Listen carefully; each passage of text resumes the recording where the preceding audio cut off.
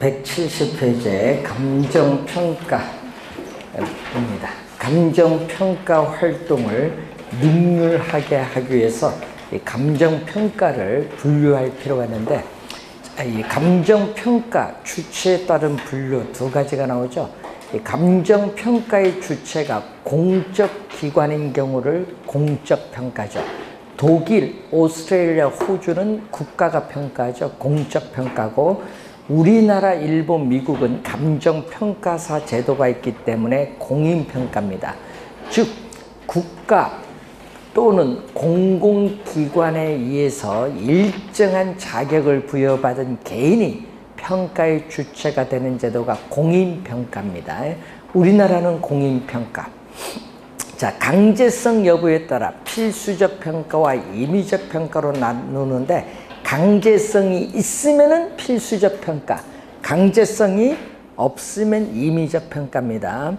자, 어떤 일정한 사유가 발생을 하게 되면은 감정평가 의뢰인은 반드시 감정평가 기관의 평가를 받아야 되는 경우가 있어요. 자, 법원의 경매물건이나 한국자산관리공사 캠코의 공매물건은 반드시 평가사의 평가를 받고 나와야 돼요. 자, 필수적 평가입니다. 임의적 평가는 감정평가 의뢰인 임의의 자유로운 의사에서 행해지는 평가입니다. 그래서 어떻게 돼요? 은행에 담보대출 받고 싶다. 여러분의 자유로운 의사죠. 이때 담보 물건을 평가하는 것은 임의적 평가입니다.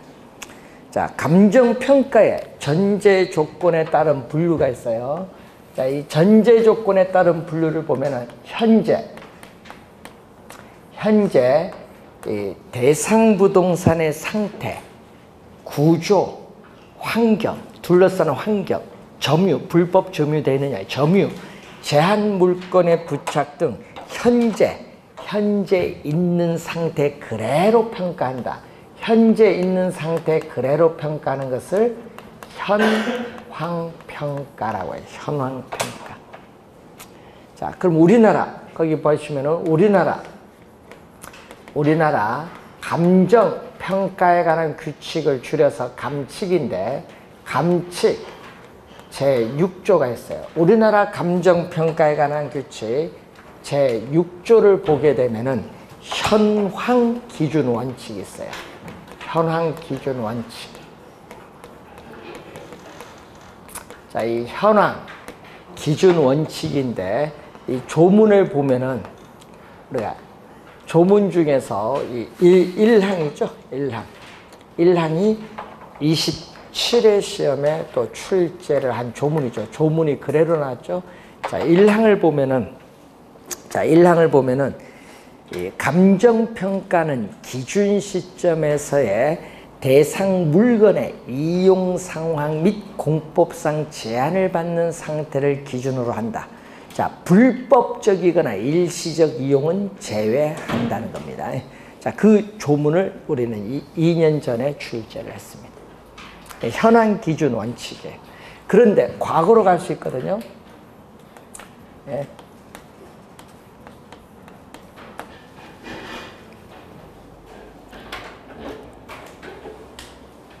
자, 과거 민사사건, 형사사건, 재판상의 분쟁이 있을 경우에는 과거의 일정 시점을 기준으로 평가할 수 있는데, 이것을 우리는 소급평가라고 하죠. 소급평가. 자, 미래로 갑니다. 가까운 미래에 도래가 확실하다. 자, 여러분, 업무용 대형 빌딩이 2개월 뒤에 준공이 거의 확실하다. 그러면 가까운 미래에 이렇게 도래가 확실한 이 미래의 일정 시점을 기준으로 우리는 투자의 타당성이 있는지 여부를 분석하는 이것을 우리는 기한부평가. 도래가 확실한 건 기한부평가입니다. 자, 그런데 미래는 미래인데 확실하지 않아요. 이번은 뭐죠? 불확실하다. 자, 미래에 불확실한 상황이 성취될 것을 가정을 하는 거죠. 전제로 부동산의 가치가 증가하느냐 감소하느냐, 증감가 요인을 고려하여 행하는 평가, 이 평가를 우리는 뭐라고 하냐면 조건부 평가라고. 조건부. 자, 조건부 평가인데 여기서 이 조건은 실현이 가능해야 돼요. 자, 조건은 실현이 가능해야 된다. 여러분, 바다를 메워서 평가한다? 실현 불가능하죠. 실현 가능하고 합법성을 띠고 있어야 조건부 평가가 가능하죠. 자, 예를 들어서 여러분, 토지에 건물이 있어요.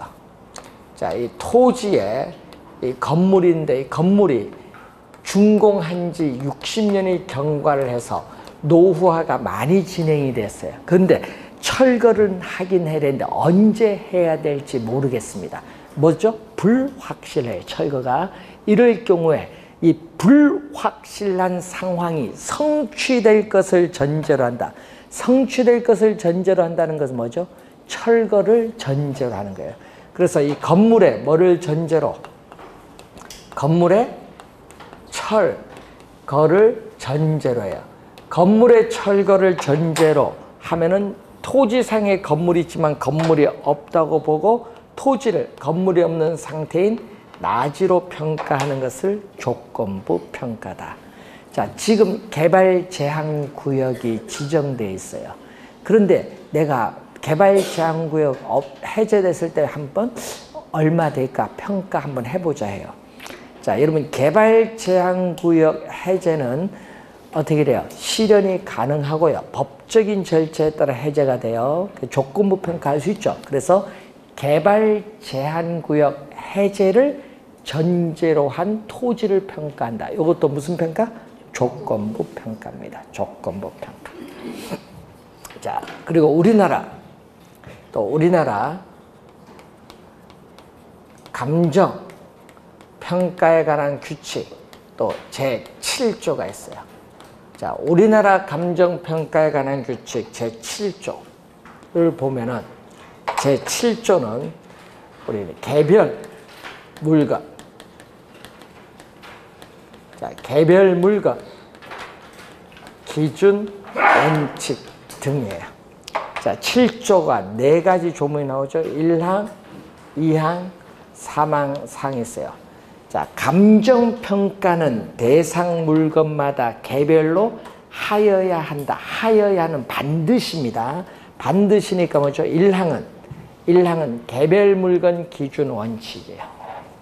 근데 요 2항, 3항, 4항은 요 등이 있죠. 이 등이 2항, 4항, 3항입니다.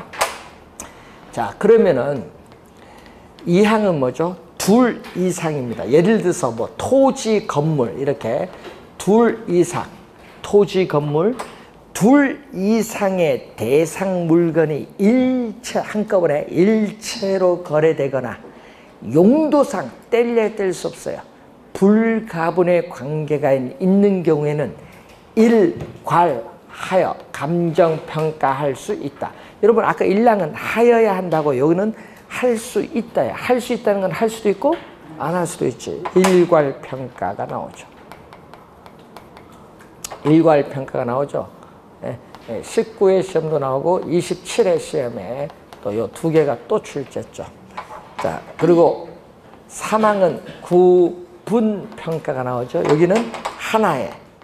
여기는 하나의 대상 물건이라도, 자, 하나의 대상 물건이라도 가치를 달리하는 부분은 이를 구분하여 감정평가할 수 있다. 자, 여러분, 주상복합 건물 요즘 많은데 주상복합 건물에서 나는 5층을 평가할 땐 그것만 구분평가하는 거예요. 예? 또는 도로에 하나의 물건, 1필 토지, 하나의 물건, 토지가 접해 있는데 도로에 전면, 후면에서 전면은 상업용으로, 후면은 주거용으로 이용을 하는데, 그럼 이 1필의 토지를 상업용으로 평가하면 과대평가하고 주거용으로 평가하면 과소평가돼요. 보통 상업용이 비싸죠. 이렇게 상업용, 주거용 가격 차이가 좀 심할 경우에는 이 하나의 물건이라도 전면은 상업용, 후면은 뭐죠? 주거용으로 구분하여 평가할 수 있다는 겁니다. 자, 그리고 사항이 부분평가죠. 자, 일체로 이용되고 있는 물건의 일부분에 대해서 감정평가하여야 할 특수한 목적, 뭐 국가가 세금을 부과한다든지 특수한 목적이나 합리적인 이유가 있는 경우에는 그 부분에 대하여 감정평가할 수 있다. 부분평가인데 이 부분평가를 할 때는 일체로 이용되고 있는 물건 전체를 기준으로 일부분을 평가합니다. 자, 얘기죠. 자, 일필의 토지의 이 일부분이 도시 계획시설에 저촉이 됐어요. 자, 우리가 계획시설에 저촉이 돼서 우리는 수용을 우리가 됐을 경우에 이 수용 시에 보상 평가를 해야 되는데 이 보상 평가를 할 때는 이 전체를 기준으로 해서 이 일부분을 평가하는 여기가 부분평가입니다. 부분평가. 자, 우선 여기서 이제 시험 지문에 또 자주 나오니까 좀 주의해 두시고, 자, 부동산 가치 이론을 가면은, 자, 어빙 피셔라는 학자가 있어요. 자, 우리 투자 이론에서 피셔 효과도 배웠죠. 어빙 피셔는 부동산 가치를 이렇게 설명을 하죠. 부동산 가치는 부동산 소유에서 비롯되는 장래의 이익 또는 편익을 뭘로? 현재 가치로 환원한 값을 말하죠. 자, 어빙 피셔의 부동산 가치의 개념이거든요. 부동산 소유에서 비롯되는 장래 이익을 현재 가치로 환원한 값을 말합니다. 자, 그런데 토지는 영속성이 있고 건물은 내구성이 있기 때문에 부동산은 유용성, 효용이 오랜 기간 지속이 되기 때문에 부동산 학자들은 가격보다는 가치의 개념을 중시 여겨요. 그래서 이 부동산 학자는 경제학자들과는 달리 가치와 가격이 같다고 안 봐요. 네? 부동산 학자들의 견해는 가치와 가격이 동일하다고 보지 않고 가치와 가격이 서로 뭐 하다고 본다? 다르다. 가치와 가격이 서로 다르다는 견해를 피력을 합니다. 자, 그래서 거기 보시면은 표가 나와 있는데 뭐가 나오죠? 가격은 공인중개사가 중시하는 개념이 가격이라면은 가치는 누가? 감정평가사가 우리가 중시하는 개념이다. 이렇게 보시면 되겠죠. 자, 여기서 가격은 부동산 시장에서 부동산 거래가 성립되었을 때 매도자와 매수자 사이에 교환의 대가로서 실제로 지불한 금액이 가격이에요. 실제 지불한 금액이거든요. 그럼 실제로 지불한 시점에서 33평 아파트 사면서 4억 원 지불했어요. 그럼 실제로 지불한 시점에서의 가격은 단 한 개 존재해요. 한 개 존재. 가격은 한 개가 존재해요. 그런데 가치는 요 얘기죠. 어빙 피셔의 개념이죠. 부동산 소유에서 비롯되는 장래 이익을 현재 가치로 환원한 값이 가치인데, 그래서 가치는 보는 사람의 견해에 따라 아파트 4억 주고 샀지만은 보는 사람의 견해, 보험회사의 보험 가치, 그리고 정부에 있어서의 과세 가치, 또는 금융기관의 담보 가치, 매수자 입장 시장 가치 여러 개 존재할 수 있어요. 그래서 가치는 어떻게 돼요? 다원적 개념이 나타난다. 가치는 보는 사람의 견해에 따라 여러 개 존재할 수 있다. 그러면 무슨 얘기죠? 그래서 가치의 유형이 나오죠. 보험 가치는 어떻게 돼요? 보험회사에서 보험금 산정은 구하는 겁니다. 보험금 산정과 어떻게 돼요? 보상을 위한 기준이 되는 가치 개념이에요. 자, 그리고 또 중앙정부나 지방자치단체에서 재산세나 소득세를 부과하기 위한 기준이 되는 법규에서 조정된 가치를 과세가치라고 합니다. 과세가치. 자, 그리고 투자가치가 있죠. 투자론에서 배웠습니다. 투자 대상 부동산이 특정 투자자에게 부여하는 주관적 가치, 주관적인 포인트.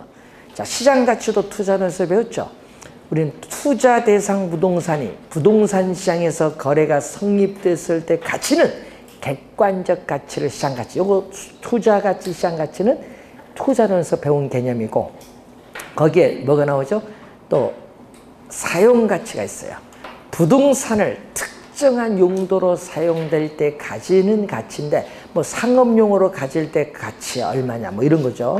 그리고 교환 가치는 교환의 대상으로 지배하는 힘인데, 그래서 부동산 시장에서 부동산 거래가 형성되었을 때 가지는 교환 가치와는 사용 가치는 아무런 상관이 없다. 중요합니다. 사용 가치는 교환 가치와는 아무런 관련이 없다는 것.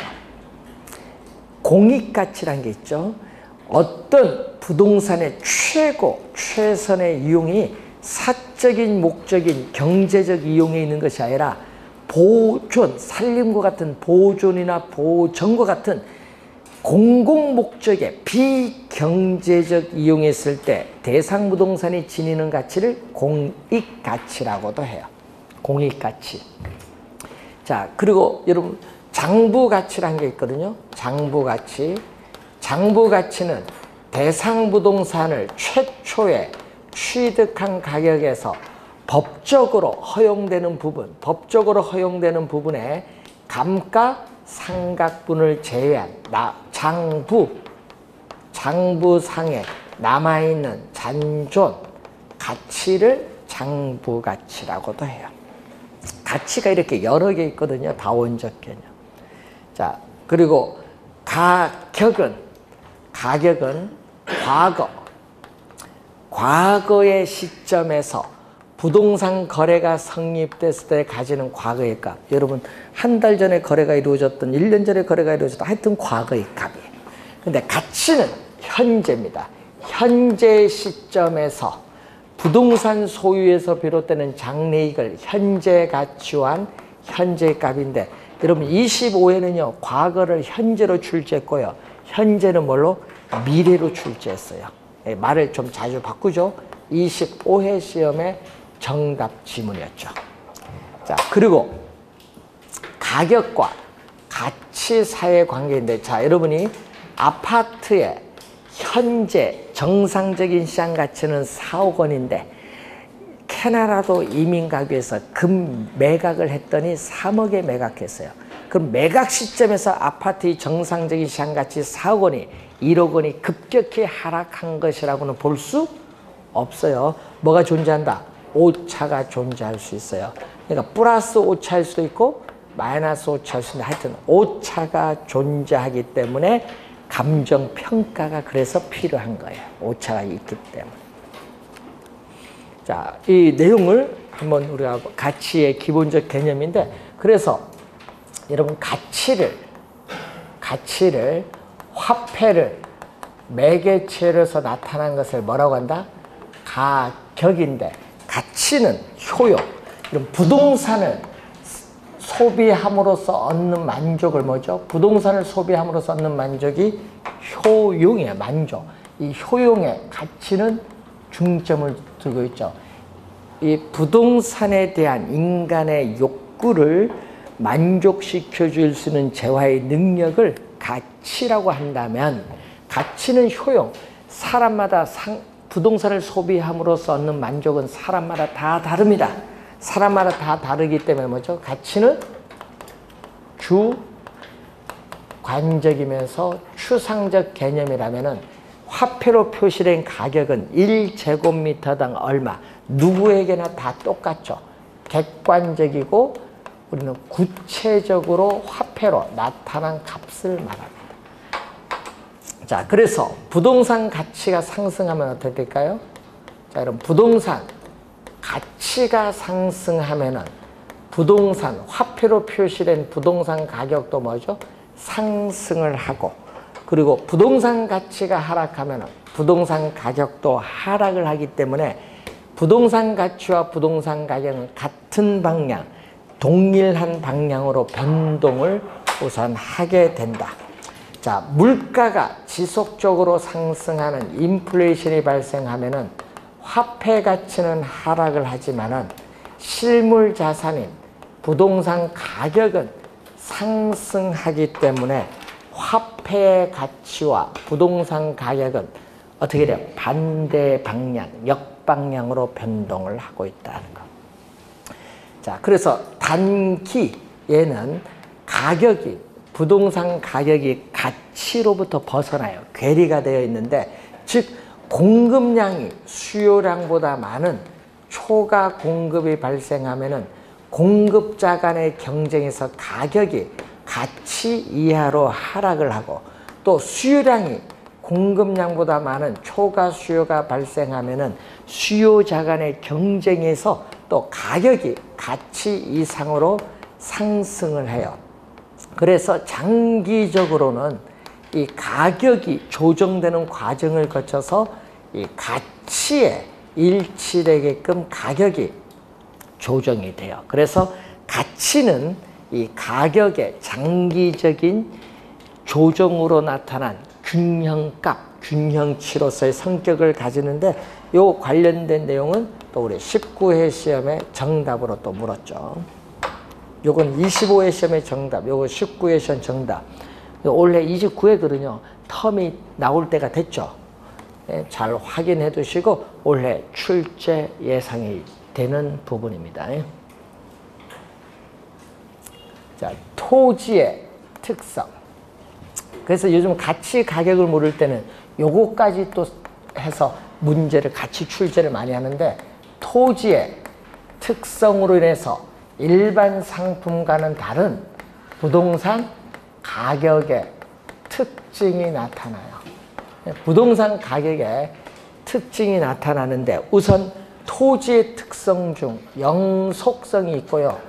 또 임대차 계약 기간이 있기 때문에 영속적인 기간을 분할할 수 있어요. 기간을 또 분할할 수 있는 가능성이 있는데, 자, 영속성에서 우리는 부동산 시장에서 부동산 거래가 성립됐을 때 매도자와 매수자 사이에 교환의 대가로서 지불한 금액을 우리는 좁은 의미의 부동산 가격이라고 해요. 그리고 이 기간 분할의 가능성에 있어서 사용, 수익의 대가, 용익이죠. 임대차 기간 동안에 있어서 사용 수익의 대가로서 임대료, 임료라고 하죠. 임대료로 표시하는데, 문제는 소유함으로써 얻는 이익이 가격이라는 형태로 나타나는 이 가격은 원본으로서의 가격이라면은 이 가격에 대해서 임대료는 사용수익의 대가인 이 원본에 대한 과실의 형태로 나타납니다. 원본과 과실의 관계가 있고, 이 가격과 임대료를 더해줘서 우리 넓은 의미의 부동산 가격이라고 하죠. 넓은 의미의 부동산 가격이라고 하는데, 부동산 가격의 특징과 엮어서 전체에서 한 문제가, 가치 이론에서 한 문제가 출제 가능성이 높습니다. 자, 그리고 부동성이라는 게 있죠. 위치가 고정되어 이동할 수 없기 때문에 부동산 가격은 소유권, 기타, 권리나 이익, 권익이라고도 하는데, 권리나 이익의 가격이 돼요. 자, 하나의 동일 부동산 위에는 소유권뿐만 아니라 여러 권리나 이익이 있어요. 전세권, 임차권, 보증금 이런 게 있는데, 각각의 권리나 이익마다 경제적으로 가치가 있으면은 가격이 개별적으로 형성돼요. 소유권 가격, 전세권 가격, 임차권 가격, 보증금 가격 개별적으로 다 형성이 됩니다. 또 부동성으로 인해서 부동산 가격은 그 부동산이 속해 있는 지역에 또 영향을 받을 수밖에 없다. 이 지역적인 또 영향을 또 많이 또 받습니다. 또 영속성의 특성에서 또 부동산 가격은 과거, 현재 및 장래에 걸친 장기적인 배려 또는 고려, 장기적인 배려 또는 고려하에 형성되면서 부동산 가격은 항상 변화의 과정이 있어요. 그러니까 단기적인 시장 상황을 고려해서 성립되는 것은 아니죠. 또 개별성에 의해서 우리는 거래, 당사자의 특수한 사정이나 개별적인 동기가 개재되기 쉽기 때문에 어떻게 돼? 대상 물건마다 개별적으로 사정이 필요하고 또 부동산 가격도 대상 물건마다 뭐죠? 개별적으로 형성될 수밖에 없다. 또 부동산 가격은 요즘 서울에 뭐 거래 절벽이란 말이 뉴스 많이 나오는데 부동산 시장에서 매수자 수요가 거의 없다 하더라도 부동산 담보로 은행에서 대출받을 수 있고 또 임대차 계약에서 임대료 수입을 얻을 수 있기 때문에 부동산 어떻게 돼요? 시장에서 이 가격이 어떻게 돼요? 밀정 수준 이하로 떨어지지 않는다는 뭐를 가지고 있다? 하방 경직성이야. 이 부동산 가격이 일정 수준 이하로 하락을 하지 않는 이 하방 경직성의 특성을 가지고 있어요. 이 경직성이 제일 우리나라에서 두드러지게 나타나는 곳이 강남입니다. 강남이 가장 두드러지게 나타나는데 밑으로 잘 안 떨어지려고 해요.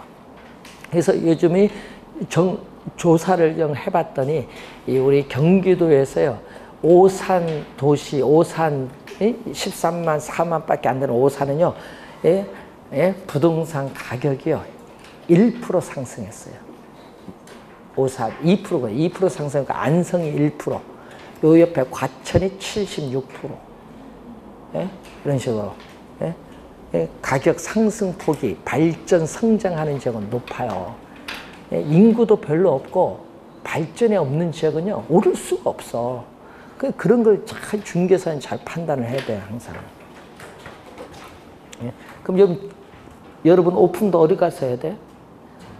지역이 쇠퇴한 지역 가면 안 되지. 발전 성장하는 지역 가야 거래도 많아지지. 또 넓은 평수인데 가면 망해요. 1년에 한 번 거래할까요?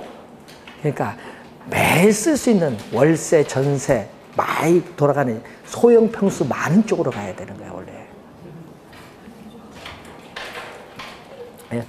저희들 성능 가서 늘 촬영하거든요. 방송 촬영 늘 성능 가서 하는데 성능 거기 우리 제자가 있어서 가끔 커피 한잔 마시러 가면요. 대화할 시간 없어. 쓰기 바빠, 전화 받기 바빠. 월세가 그리 많이 쓰는 거야. 그렇게 돌아가야 되는 거야. 자, 그래서 이제 이 부동산은요, 항상 가격은 혼자만 결정되는 게 아니야. 시장에서 사고자 하는 뭐가 있어요? 수요가 있고, 팔고자 하는 공급이 만나야 뭐가 결정돼요?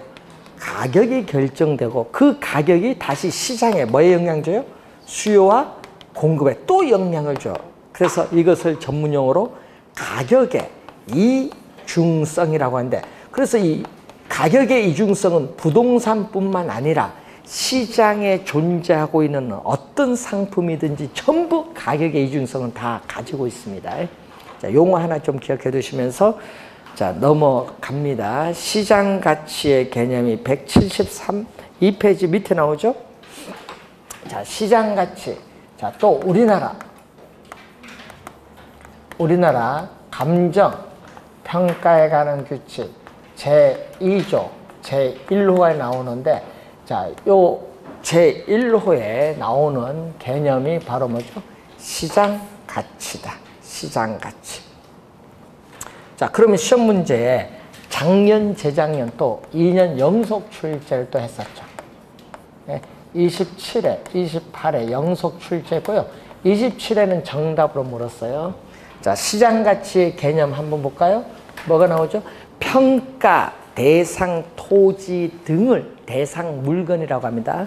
대상 물건이 통상적인 시장에서 충분한 기간 거래를 위하여 공개된 후 그 대상 물건 내용에 정통한 당사자, 정통하지 않으면 고가 저가 거래가 이루어집니다.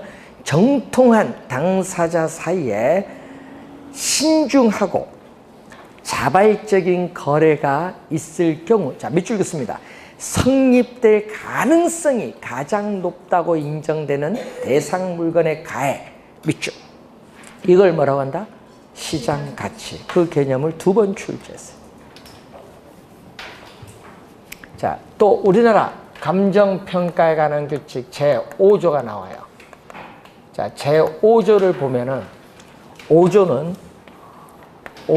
시장 가치 기준 원칙이야. 여러분, 제5조는 시장 가치 기준 원칙이에요.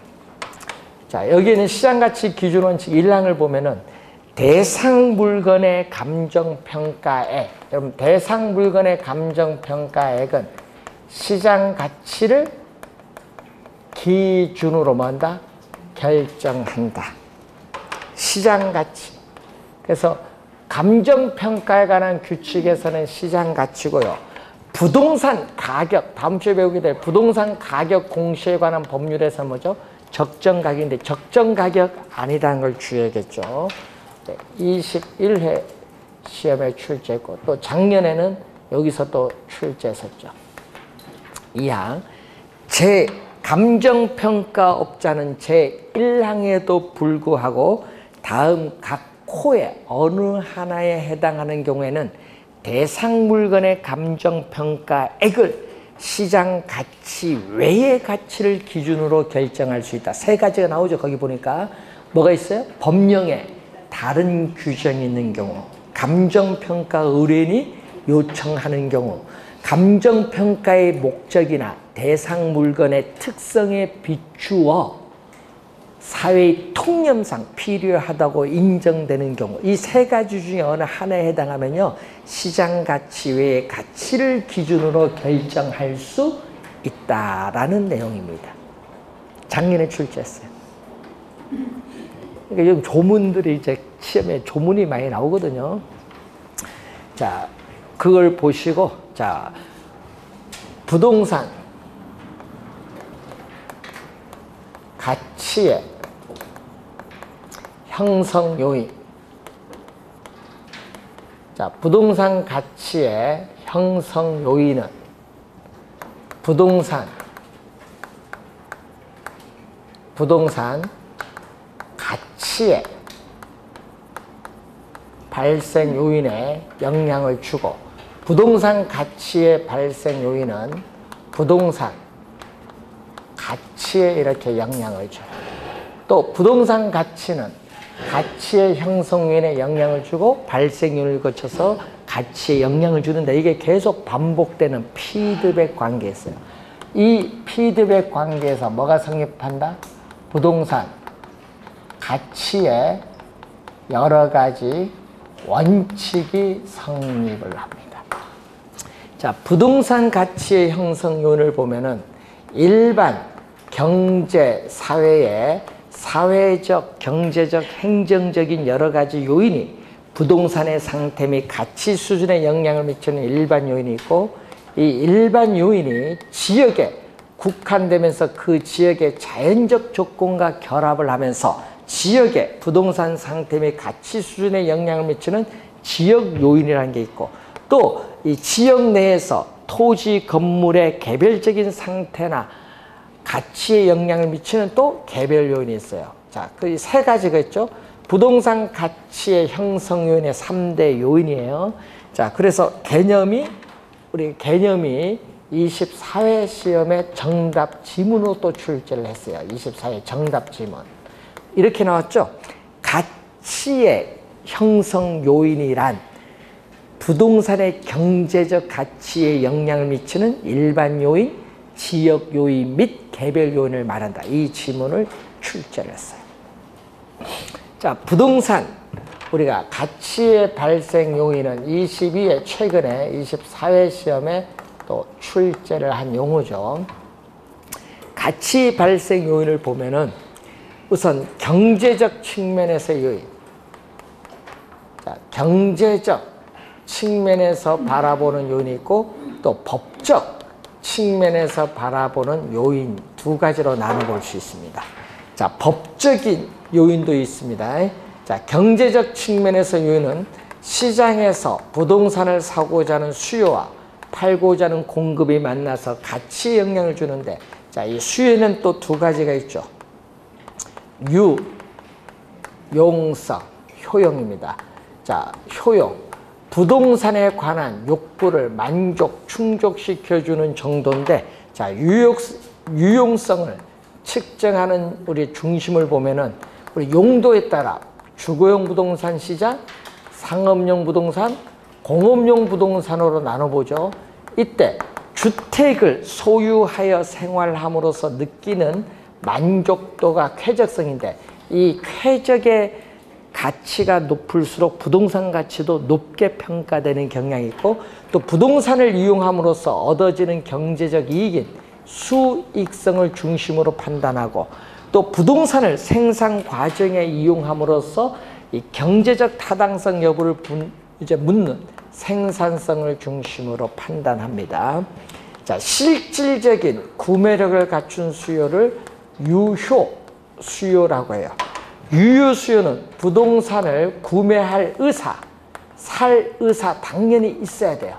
살 의사도 있어야 되겠지만은 부동산을 구입을 할 수 있는 부동산을 구입을 할 수 있는 지불 능력도 갖추고 있는 게 유효 수요. 여러분이 24에는 지불 능력이 필요로 하지 않는다도 출제했죠. 그래서 이 두 가지가 다 있어야 돼요. 이 두 가지가 다 있어야 된다. 공급은 상대적 희소성인데, 자, 희소성은 토지 소유에 있어서 토지를 소유하고자 하는 욕망은 무한한데, 그 무한한 욕망을 충족시켜줄 토지 자원은 한정되어 있다는 것을 희소성인데 부증성에 의해서 나타나죠.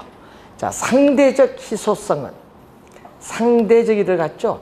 자, 토지에 있어서 특성 중 용도의 다양성에서 토지 이용의 용도의 전환, 예를 들면은 임야를 택지로 조성해서 공급은 가능한데, 어떻게 돼? 택지 공급 능력의 한계로 인해서 택지에 대한 수요에 비해서 공급이 상대적으로 양적 질적으로 부족한 상태를 상대적 희소성이라고 하고, 이러한 상대적 희소성도 시간이 경과함에 따라 공급 능력의 한계로 인해서 가중될 수밖에 없다. 자, 요 세 가지 외에 알프레드 링이라는 교수는 법적 요인도 포함시키죠. 자, 부동산은 위치가 고정되어 물리적으로 이동할 수 없지만은 우리는 권리는 이전할 수 있다. 그래서 부동산에 관한 소유권에 대한 통제의 정도가 한 사람에게서 다른 사람에게로 100% 완전히 이전돼. 일부 이전되는 건 안 됩니다. 100% 완전히 이전된다는 것을 의미한다. 자, 부동산 가치가 어떻게 형성이 되고 유지되는가에 관한 법칙성을 시장에서 추출해서 부동산을 평가하는데 중요한 지침으로 삼으려는 행동 기준을 우리 뭐라고 하죠? 부동산 가치의 여러 가지 원칙인데, 이 여러 가지 원칙이 13가지의 원칙을 이제 배우시게 되는 거예요. 그 원칙 중에서 부동산 가치 판단에 중요한 전제가 되는 원칙이 무슨 원칙? 최유효 이용의 원칙이죠. 자, 최유효 이용의 원칙은 부동산 가치는 이 최유효 이용의 상태를 가정한 거죠. 전제로 하여 파악되는 가격을 표준으로 하여 형성된다는 원칙이 최유효 이용의 원칙인데, 이 최유효 이용의 원칙과 직접적으로 관련이 있는 원칙이 있죠. 우리가 토대 및 바탕, 토대가 되는 시간적 원칙, 이 내부적 요인, 우리가 외부적 요인이 이렇게 있습니다. 자, 이 토대가 되는 원칙으로서 시간의 원칙이 있고, 내부적 요인에 의한 대내적 공간의 원칙, 외부적 요인에 의한 대외적인 공간의 원칙이 또 우리가 나타나죠.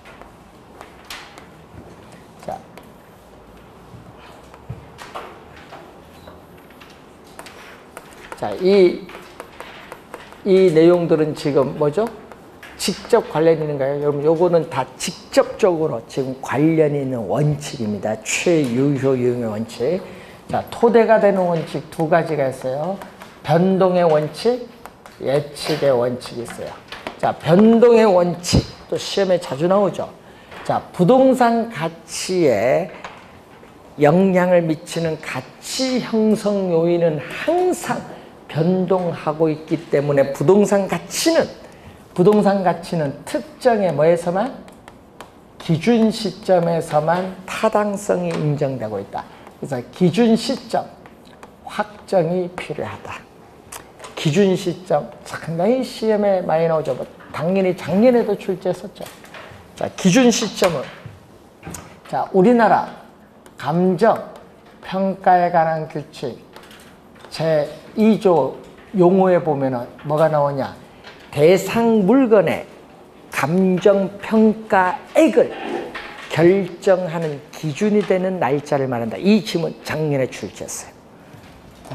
자, 그 지문은 작년에 우리가 출제, 대상 물건의 감정평가액을 결정하는 기준이 되는 날짜. 이건 작년에 출제했고, 또 시험에 또 많이 나오는 게 있죠. 또 감정평가에 관한 규칙 제9조 또 2항이 또 나오죠. 이 2항을 보면은 기준 시점은, 자, 평가, 대상 토지 등을 대상 물건이라고 하는데, 이 대상 물건의 가격 조사를 완료한 날짜로 한다.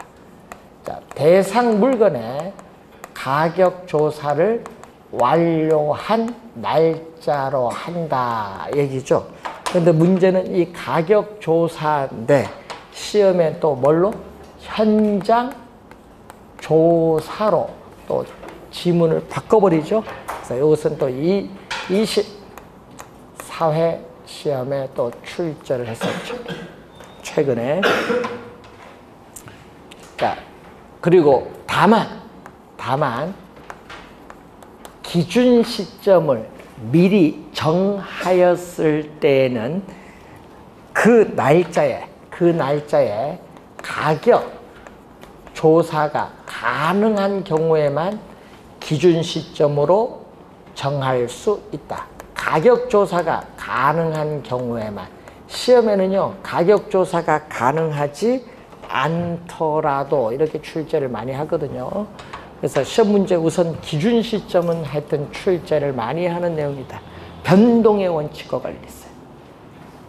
자, 여러분, 건물은 시간이 경과함에 따라 노후화가 진행이 됨에 따라 건물의 가치는 자연스럽게 하락을 하는데, 이것을 우리는 전문용어로 물리적 감가라고 해요. 물리적 감가. 자, 또 거래 사례 비교법에서 사례 물건의 거래 시점의 가액을 기준 시점의 가액으로 정상화시켜주는 작업을 시점 수정이라고 하는데, 시점 수정의 근거 이런 건 다 변동의 원칙과 관련 있죠. 자, 부동산 가치는 장래에 있어서의 유용성 등의 동향이나 추이 등을 반영해야 한다는 원칙이 예측인데, 자, 부동산 가치, 자, 어빙 피시의 개념이 나오죠. 자, 부동산 소유에서 비롯되는 장래의 이 편익을 현재 가치로 환원한 값인데, 장래 이익이 예측이 가능해야 부동산 가치를 구할 수 있기 때문에 부동산 가치 개념의 근거와 관련 있는 것은 예측의 원칙입니다. 자, 균형. 자, 여러분 작년 시험 28회, 26회 2년 계속 정답으로 물었죠. 하여튼 균형은요, 우리 시험에 나오면 정답으로 많이 묻는 거예요. 정답으로. 정답짐으로 제일 많이 묻잖아요. 예측.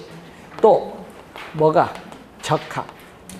이게 제일 우리 정답으로 많이 묻는 거예요. 작년에 균형 적합이 정답이었잖아요. 제일 정답 많이 묻습니다. 두 개 구별 정확히 해둬야 돼요. 자, 부동산의 유용성을 최대로 발휘하기 위해서는 예를 들어서 노동, 토지, 자본, 경영 등과 같은 이러한 내부 구성 요소. 자, 이 내부 구성 요소 간의 결합에 있어서 균형을 이루어야 한다는 원칙이에요. 위배되죠. 자, 여러분이 우리가 주택에 있어서 단독주택에 있어서 복도의 높이, 청정 높이가 너무 높아서 겨울과 여름에 냉난방 비용이 훨씬 다른 주택에 비해서 많이 들어서 어떻게 돼요? 선호도가 떨어져서 가치가 하락을 한다. 이런 건 뭐죠? 위배된 거야. 이럴 때를 우리는 기능적 감가라고 해요. 기능적 감가. 여러분, 26회는요, 경제적 감가로 출제했어요. 무슨 감가? 기능적 감가. 상당히 중요합니다. 자, 그 다음에 기여의 원칙이 있죠. 기여. 기여는 공헌의 원칙입니다. 부동산의 가치는 부동산을 구성하고 있는 각 구성 부분의 기여도에 의해서 영향을 받는다는 원칙이거든요. 그래서 부동산 가치는 부동산을 구성하고 있는 각 구성 부분, 자, 부동산을 구성하고 있는 각 구성 부분의 공헌도, 기여도, 이 공헌도, 기여도를 합한 것을 말합니다. 공헌도, 기여도를 합한 것. 뭐가 아니다. 생산비를 합한 것이 아니라는 거예요. 자, 예를 들어서 여러분 토지에 건물이 1층 있죠? 그러면은 토지 1층, 2층 여기 다 합한 거, 공헌도를 다 합한 게 부동산 가치라는 얘기예요. 공헌도를 합한 거. 생산비를 합한 것이 아니라. 그런데 문제는 여기 3층을 비용을 투입해서 뭐를 하고자 한다? 증축을 하고자 해요.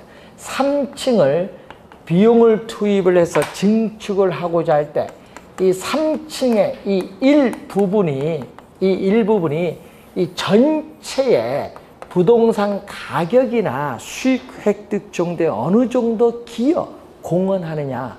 공헌이 크다. 그러면 어떻게 돼? 증축해야 돼요. 그걸 판단하는 거예요. 그래서 추가, 투자, 부분과 전체의 관계에 있어서 추가, 투자에 있어서의 할 거냐 안 할 거냐. 적부, OX, 적부를 판단을 하죠. 또 여러분 주어진 필지를 인접필지와 합병 응용하면 토지 가치가 올라가느냐, 또 필지를 합병하는 거죠. 합필세 추가 투자의 적부 판단은 뭐가 관련있다? 기여의 원칙과 관련있어요. 자, 또 수익 배분의 원칙을 잉여 생산성의 원리라고 하죠. 잉여 생산성의 원리인데, 자, 여러분이 수익 배분의 원칙은 생산 요소인 노동, 자본, 경영, 토지가 있는데 이 토지는 지리적 위치가 고정되어 이동할 수 없어요. 토지는. 그래서 이 생산 요소를 투입을 해서 발생한 총 수익에서 뭐를 뺀다? 이 노동, 자본, 경영은요, 요거는 움직일 수 있어요. 있을 유, 움직일 동. 어떻게 돼? 움직일 수 있다. 그래서 유동성 있는 생산 요소인 노동이나 자본이나 경영에 대한 대가를 총수익에서 먼저 지불해요. 지불하면 뭐가 남아요? 지불한 나머지가 있잖아요. 나머지 잔여. 이 나머지 수익을 위치가 고정된 토지에 제일 맨 마지막으로 배분하라는 원칙을 수익 배분의 원칙으로서 이 수익환원법에서 우리 순수익 구하는 방법 중에 토지잔여법이라는 게 있습니다. 이 토지잔여법의 이론적 근거, 이론적 성립 근거가 되는 원칙이 수익 배분의 원칙. 하여튼 자녀라는 용어가 나오면 수익 배분의 원칙을 갑니다. 자, 단위당 투자액을 증가시키면 처음에는 수익이 증가하다가 일정한 단계를 지나면 수익이 감소하는데, 자, 여러분, 우리 건물에 있어서 우리가 경제적 측면에서 건물의 적정한 층수가 몇 층일 때 수익을 최고가 되느냐. 그럼 10층이 최고인데 12층을 지면 오히려 수익이 줄어들 수 있거든요. 그래서 건물의 경제적 측면에서 적정한 층수가 몇 층이냐, 한 게 수익점 판단과 관련 있는 것은 요거고. 자, 동그라미 친 게 중요한 겁니다. 자, 적합, 외부적 요인이죠. 자, 부동산의 유용성을 최대로 또 발휘하기 위해서는 그 부동산을 둘러싼 외부 환경에 적합, 어울려야 돼요. 자, 주택은 주거지역에 있어야 되고, 상가 점포는 상업지역에 있어야 되고, 공장은 공업지역에 있어야 어울립니다. 만약에 공업지역 안에 주택이 있으면 공업지역의 표준적인 이용과 어울리지 못해요, 주택은. 그럼 주택 가격은 이 적합, 어울리는 거에 위배되면 주택 가격은 오히려 하락을 한대. 그것을 우리는 전문용어로 또 뭐죠? 경제적 감가. 작년에 또 출제했었죠. 자, 부동산은 위치가 고정돼 있어요. 그래서 고정된 입지와 그 입지를 둘러싼 인근 환경과 적합, 어울리면 가치가 높은 거고, 어울리지 못하면 가치가 하락하죠. 무슨 원칙? 적합의 원칙. 작년에 출제했어요. 그럼 무슨 감가? 경제적 감가. 경쟁의 원칙. 부동산 가치는 대체성 있는 재화 및 부동산 간의 경쟁을 통해서 초과 이윤이 소멸되는 지점을 기준으로 하여 형성된다는 원칙인데, 초과 이윤이 있으면은 경쟁이 생겨요. 초과 이윤이 없으면 경쟁도 나타나지 않습니다. 초과 이윤과 관련했어요. 자, 외부성은 외부 효과죠. 부동산은 위치가 고정됐기 때문에 부동산을 둘러싼 외부적 환경 조건에 영향을 받아서 부동산 가치는 상승할 수도 있고 하락할 수 있다. 정의 외부 효과, 부의외부 효과. 정책 이론에서 이미 배운 용어입니다. 자, 기회비용은 투자론에서 배웠죠.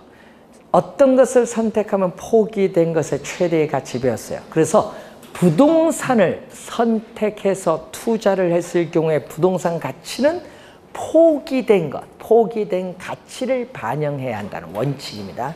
요거 지금 배운 건 전부 직접 관련이 있는 원칙이에요. 근데 직접 관련이 있는데 문제는 직접이 아니라 뭐다? 간접적으로 관련이 있는 게 있죠. 간접. 자, 최유효 이용의 원칙과 직접이 아니라 간접적으로 관련이 있는 원칙 두 가지가 있습니다. 수요, 공급의 원칙과 대체 원칙. 자, 부동산 시장에서 수요, 공급에서 가격이 결정되고 그 가격이 다시 수요, 공급에 영향을 미친다는 원칙인데, 가격의 이중성과 관련이 있고, 자, 대체 원칙은 부동산 가격은 대체성 있는 재화 및 부동산 간의 상호 작용에서 결정되는데, 자, 여러분 시험에 많이 나온 지문이 있거든요. 부동산의 효용, 유용성이 동일하다면 부동산 가격이 가장 싼 것을 선택을 해야 되고, 부동산 가격이 동일하다면 부동산 효용, 유용성이 가장 높은 것을 선택해야 한다는 원칙이 대체의 원칙이에요. 즉, 대체의 조건을 보면은 대체의 조건은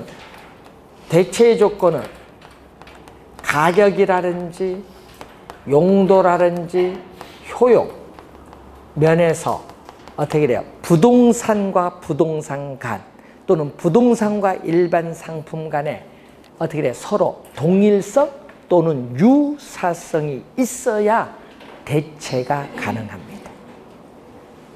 자, 여러분이 우리 이제 배우시게 될 용어 중에 원가 방식, 비교 방식, 수익 방식이 3방식인데, 원가 방식의 재조달 원가, 수익 방식에 있어서의 순수익, 그리고 거래사례 비교법의 거래사례 수집에 있어서 우리는 대체 원칙이 다 적용이 돼요. 그래서 평가 3방식의 성립 근거가 되는 가장 기초가 되는 원칙도 대체 원칙입니다.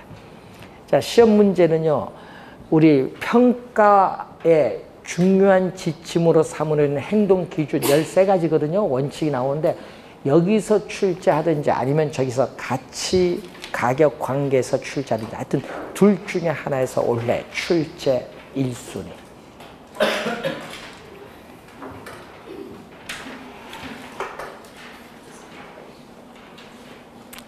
자, 175페이지의 지역 분석, 개별 분석 잠시 쉬고 시작하겠습니다.